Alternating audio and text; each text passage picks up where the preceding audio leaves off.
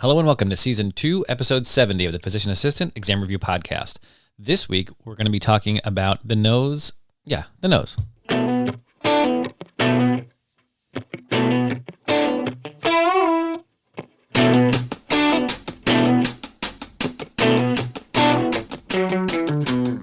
Well, the nose and the sinuses anyway. So we're going through ENT. We went through the eye, we're going through the ear, and now we're going to be moving on to the nose and sinuses. Before we jump into that, though, I do want to give you some really good news, and I'm sure I've heard some of this from you guys in response to emails and reaching out to me, that things are slowly starting to improve out there. For those of you in the future, listening in the future, this is in the setting of the COVID-19 pandemic. What we're starting to see is that the numbers are dropping. I'm not overly excited about this, but I am excited. And I'm hearing from students that they do have their PANCE, their PAN-RE set up.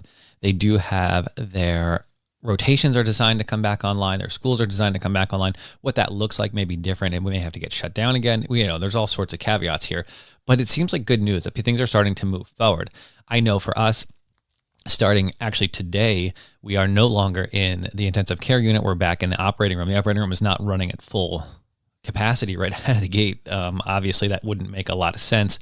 So what they are doing is opening, let's say 50% across the board and seeing how things go.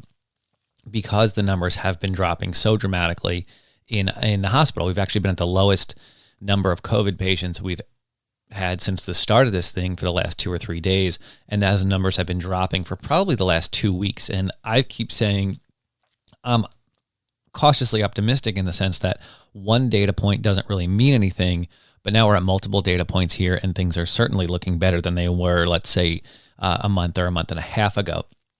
I don't think that means we're out of the woods. I don't think that means this is something we're getting over, but I do think it means we're going to have to start getting back to some sense of reality, some sense of moving forward. I, in the beginning, was a big proponent of closing everything, of getting things shut down, of staying safe, of staying away from people. I thought that was really important, and I jumped out in front of that. For those of you on the email list, I wrote a couple of very lengthy emails on my thoughts there that were pretty pessimistic. And now I've swung to the other direction now that we have some data, now that we've seen some things that are going on out there, and we can still be flexible, right? We don't have to make a final decision. We can be flexible. We can adjust as we go. That's something that us humans are very good at, is flexibility and adaptation, thought adaptation. So it looks to me as though things are definitely improving. Things are definitely getting better. And at some point, this may be the new norm. You may just have, I was talking with one of the ICU docs the other day, and he was saying, we won't see a big spike again, but maybe we'll have 4 or 5 COVID patients in the ICU for the next 2 years. That just may be the way we're at with this. And it's hard to say. Nobody knows for sure. But certainly as far as you guys are concerned, this is, like I've said from the start, this is a good time to consider what you can make of this time. Consider what you can do with this time. Consider what this time makes possible. I've had, with less surgeries, I have been spending time in the ICU, but I've also had some more, a little bit more free time than usual without baseball, without coaching 3 different baseball teams, without all of that stuff going on. So I've been running a lot more. I've been reading a lot more. I've been reading and working through online classes on writing so that my writing improves. So I'm developing skills with this little bit of downtime to improve. And I think that's something that all of you can certainly be doing. Like I said, I know you're busy. I don't think that this means that things come to a stop, but I do think it means maybe there are some things that weren't possible before that this situation makes possible. Just something to consider. And I also think, it's a good thing that the ORs are opening back up. Like I said, initially I was one of the ones who was saying they should be closed, they should be closed, they should be closed. And now I'm saying definitely open them. You have people who need surgery. You have people who have cancer that need it to be addressed. You have people who, you need the medical systems to be open, maybe not to a 100% degree, but they can't be closed. I definitely fall into the camp that says if you open everything, some people are going to die of this virus, right? But if you close everything, how many people are we missing through routine healthcare? How many people aren't getting their endoscopies or their colonoscopies? How many people aren't getting their mammograms? How many people aren't getting their cancer screenings? We're missing a lot of stuff here. So there's got to be a balance. And I think as far as moving students through school and taking your exams, same thing. There's got to be a balance somewhere. We can't just freeze. I mean, you can for a little while we didn't know, but I think now's a good time to consider that we may be doing more harm than good in certain times. So anyway, all of that being said, let's go on today and we will work through the nose and sinuses, or at least get started there. So let's go ahead and do that. So let's get started with our priming questions like we always do, to get your brain geared up, to listen, to get you ready, to get you moving, to get you active, to be an active participant in this discussion, not just passively learning. We know that that's not a good way to consume information. It's not really all that helpful. It feels like you're studying, but you're not. You need your brain engaged. You need to be active. So let's go ahead and get you started there. All right, name 5 treatments for nasal disorders that are not medicines or surgery. Name 5 treatments for nasal disorders that are not medicines or surgery. It's a little bit of a weird question, but as soon as you get one of the answers, the rest will make sense. So basically, what else can you do for people who have sinus issues besides give them pills or go in with a knife? What are things you can recommend they do? What is the first-line treatment for seasonal allergies? What is the first-line treatment for seasonal allergies?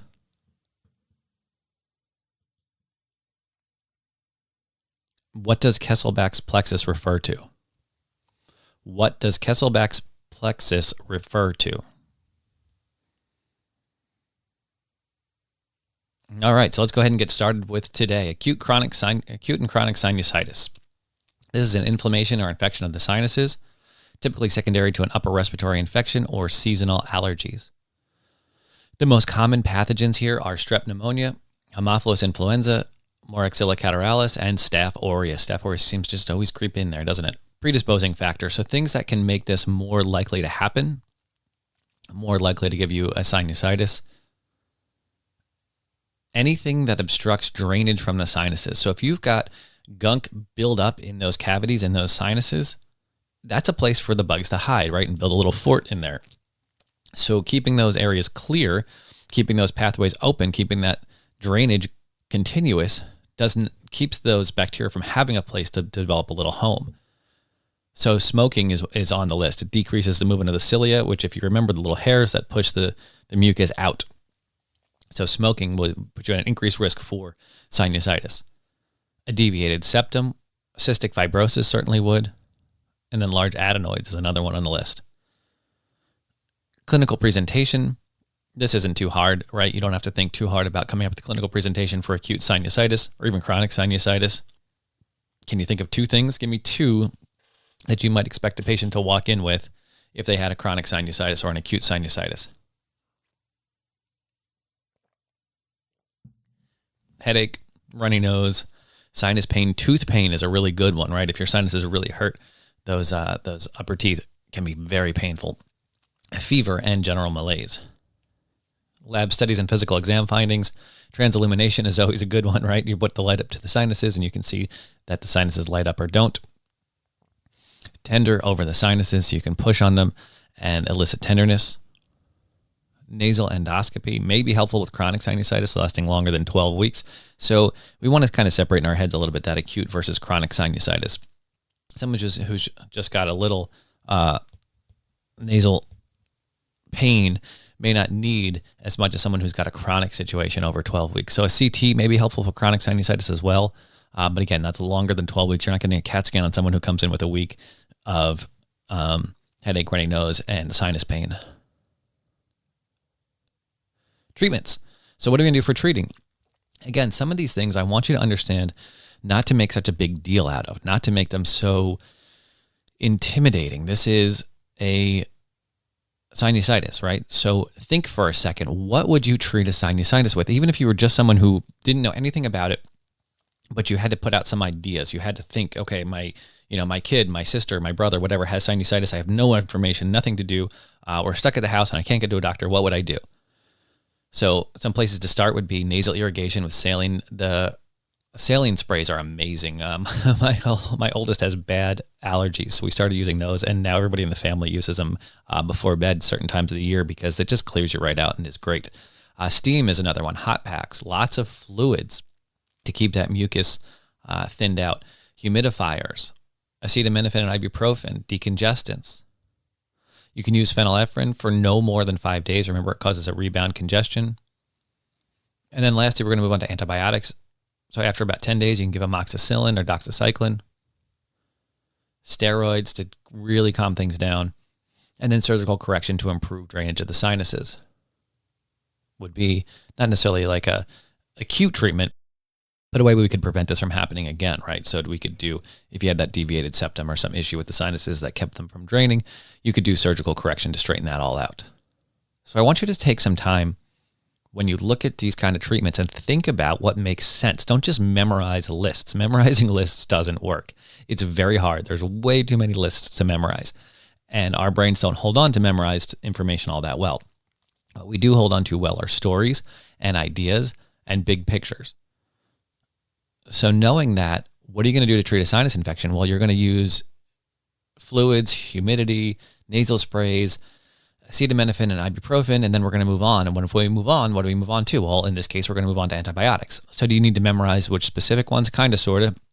But if you start with just the idea of the progression from supportive care to antibiotics to steroids to surgery, it'll serve you well throughout and not just for this one case. Allergic rhinitis or hay fever. This is a seasonal allergic inflammation of the sinuses. Clinical presentation is a runny nose. Oh, I missed one. Often found in conjunction with asthma and atopic dermatitis. So my kid fits in perfect for this. He's grown out of it a bit, but he definitely had a little bit of asthma, had a little bit of that atopic dermatitis. So we always had to watch him, and we still do, especially in the summertime. And especially in the wintertime, actually. It's actually a lot worse in the winter when they get all dried out, but he's got it all year round. So he's got a little bit of asthma, he's got a little bit of atopic dermatitis, and he's got this allergic rhinitis. So right around his birthday, right around the middle of April, he gets these awful itchy eyes. He turns into a monster, and we can't figure out why. And the answer is that he has this allergic rhinitis that comes up every year, and it doesn't bother him in the wintertime. It bothers him a lot in the spring, though. So it's something to pay attention, especially in kids who don't know that that's what the problem is. That's not going to help you on your exam, of course, but maybe in your clinical practice. So clinical presentation, you get a runny nose, typically this clear mucus. You get itchy, watery eyes. Bilateral, that's one key here, is it's in both eyes. You get sneezing. Labs and studies, you can do an allergy test, but kind of not all that necessary for this.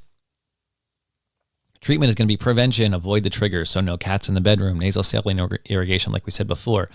Don't have your kid who has terrible allergies help you spread grass seed and hay over it in the beginning of the spring. That's how I found out he had really bad allergies, as it went from a little bad to really bad after he was helping me with some outdoor projects. First line treatment will be intranasal corticosteroids. This takes a couple of days to achieve the desired effect, so don't think it doesn't work right away. Antihistamines, decongestants, and desensitization if it's really severe. Next, we have nasal polyps. These are fleshy growths from the nasal mucosa. We don't really know why they happen, but they seem to go hand in hand with allergic rhinitis and asthma, and also tend to be more prevalent in people who have an aspirin allergy. Clinical presentation here, they have cold symptoms for months, so they get this runny nose and this feeling of congestion. The other interesting one is they have a decreased sense of smell. So you can do an endonasal scope or a CAT scan to look for them. You can do intranasal steroids for 1 to 3 months, and then oral steroids, and then surgically remove the polyps, and that'll solve the problem. Our last one for today is epistaxis, or nosebleeds. The anterior nosebleed is the most common and originates from Kesselbach's plexus. This is just a network of veins that can bleed. And the posterior nosebleed is less common, but it's also much more dangerous because it's harder to get pressure onto the veins in the posterior area of the sinuses of the nose. because then you're not going to be able to get pressure on it. It's going to bleed and bleed and bleed and bleed. Causes and risk factors. Trauma obviously can cause nosebleed. Dry mucosa, chronic rhinitis, foreign body. So you stick something in there, it can cause a bleed, obviously. Clotting issues. If a patient is on Coumadin or something, they can develop nosebleeds more easily. Hypertension. Clinical presentation. There's blood pouring out of the nose and they can't make it stop, right? So that's when people come into the office. Labs and studies, initially a clinical diagnosis, but you may want to work up for other issues like clotting issues, hypertension, those sort of things that we talked about before. Treatment is going to be direct pressure. So if you pinch the bridge of the nose for 15 minutes, have the patient lean forward to avoid swallowing blood leading to nausea and vomiting. You can do a topical vasoconstrictor. If you can visualize the source of the bleed, you can use something like silver nitrate to cauterize the vessels.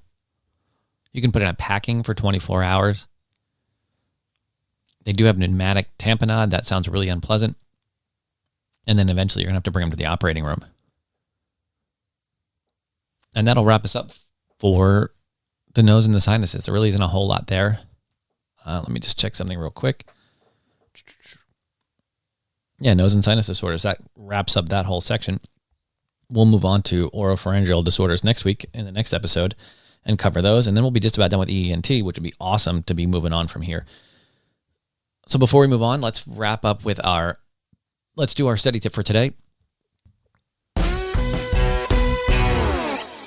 Oh, I think that was our music for our answering our questions. Either way, let's move forward. So our study tip for today is get it done early. And what I mean by that is pretty much anything you need to do, but in particular, as that applies to studying and as it applies to taking your exam. So I've read a lot of stuff and I've gone over a lot of material that talks, in particular, willpower, which is written by Roy Baumeister, and he has done a lot of studies on willpower. And one of the things he talks a lot about is the idea of ego depletion, which means every decision you make throughout the day, you get a little tired. Your brain stops working quite as well. Not a big deal, but this is the reason why guys like Steve Jobs would wear the same outfit every day. Anytime you have to make that little bit of decision, you're using a little bit of your brain, a little bit of brain power, and it makes it a little harder to make the next decision. And Baumeister did some experiments that showed that in the lab. So my point is, in talking about this without dragging it out too far, is the idea of getting the important things you need to done, getting them done early. So for example, when I schedule my exam, when I schedule my PANCE, I schedule it for the first possible availability. Now I know that doesn't work for everyone because not everyone is a morning person and not everyone's their brain's going to be functioning at full capacity at 8 a.m. or 8:30 a.m. or whatever. I'm used to being at work in the operating room by 7:30. So I'm used to being up early and I want to have my test before I'm worn down by the day, before I've had to work on other things, before I'm drained from working on something else, from working with my kids, from whatever it is. I want to do my test when I'm at my strength. I want them at my best. And to me, it seems that at my best means not first thing in the morning, but maybe an hour after I wake up, maybe an hour and a half after I wake up. That's when my brain is firing and I'm not worn down yet. If I went to go do the same test at 8 o'clock at night, there's no chance I could pass it. Absolutely zero. There's just no way I could do that. And again, that'll change a little for maybe 15% of the population will do better work at night. But most of us fall into that group that will typically do better work earlier in the morning, but also factor in the idea that you haven't had that ego depletion. You haven't had that sapping of your brain energy. So I recommend strongly taking your test in the morning, but also doing your studying in the morning. And I know that seems hard because you have classes, you have other things going on. I didn't do this when I was in school, but I do it now. I get up early before work to write for physician assistant exam review, to put these notes together. I try to do a lot of that stuff before work, and I'm at work at 7:30 every day. So getting up early to do it before is pretty early. But that allows me to I feel it allows me to get a lot more work done because there's no one disturbing me, but it also allows me to be a lot more focused and my brain seems to function a lot better than if I sit down to do work for physician assistant exam review after work, after you've sat in class all day, you try to study, your brain's tired. It's not that interested. So see what everyone's going to be a little bit different here, but it's not going to be a one-day trial. You're going to have to try something like that for a week or two before you start to see any difference. But and I guess the bigger point here is to understand the idea that you work differently at different times of the day. You're not the same throughout the whole day. And if you haven't realized that yet, this may be groundbreaking for you. You definitely have different energy levels. You can definitely do different tasks better at different times of the day. I know, for example, when I first wake up in the morning, I'm not quite ready to do any writing, to do any heavy lifting kind of work. But what I can do is I can respond to emails. I can respond to the people who have asked me some simple, straightforward questions. So I tend to spend about the first half an hour of my day, if I'm working on physician assistant exam review, answering emails, responding to questions, responding to people whose passwords don't work anymore, responding to people who may have ordered something that didn't arrive and I've got to send out a new order on that. That kind of stuff is kind of that low level, getting started in the morning. And then about a half an hour to 45 minutes after that is when I start doing the more heavy lifting stuff. And I find that works really, really well for me. Now, again, you can't always fit that into your schedule, but I want you to start considering and start thinking about ways that time of day may be affecting what you're doing. All right, so let's have the music again for our priming questions, and we're going to go ahead and answer those. Let's take a look here. All right, name 5 treatments for nasal disorders that are not medicines or surgery. That idea should be more clear now. Name 5 treatments for nasal disorders that are not medicines or surgeries. Nasal saline, hot packs, humidifiers, fluids, and steam. What is the first-line treatment for seasonal allergies? First-line treatment for seasonal allergies. Intranasal steroids. And what does Kesselbach's plexus refer to? This is a group of veins in the anterior, which are most common site of epistaxis. Sorry, I had in my notes that they were not the most common site, so I just wanted to check that real quick. Yes, they are. They are a very common site for epistaxis, the Kesselbach's plexus of veins there. All right, sweet. So that will bring us to the end of sinuses. I did want to just mention briefly at the end here that this month's edition, that will be the June edition of the Physician Assistant Exam Scholars newsletter going out, will all be on answering test questions. It'll be sort of a look into the way that I handle test questions, the way that I go through them, the way that lets me use my studying, the way that I study, into translate it directly into passing exams and answering test questions and dealing with questions that you don't know the answer to and questions you do know the answer to, and how to go through your exam. That's what this month's going to be all about. So I'm totally excited. I really hope that you're going to get into that one.